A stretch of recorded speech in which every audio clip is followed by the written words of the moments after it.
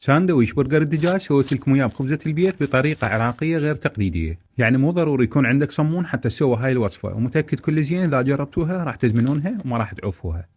حتى نبلش بالمكونات نحتاج صدرين دجاج ونص قطعة بصل ونص قطعة ليمون. حتى تكمل وصفتنا راح نستخدم مترامة 3000 واط من شركة إمبريوم العالمية، هيكل معدني، ملف نحاس، وجميع ملحقاتها مصنوعة من الستيل المقاوم للصدأ. مثل ما جاي تلاحظون هاي أشكالهم بدون إضافات بلاستيكية سريعة الاستهلاك. مو بس هاي راح تجيكم بطاقة ضمان لمدة سنة من تاريخ الشراء من الوكيل المعتمد يورو، حسابه مدمج بالفيديو.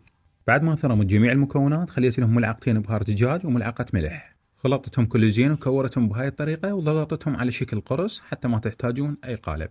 بالطاوة خليها زبدة أو زيت، نزلت البرجر 3 دقائق ونقلبه على الوجه الثاني، ونحسب له هم 3 دقائق ونرفعه من الطاوة.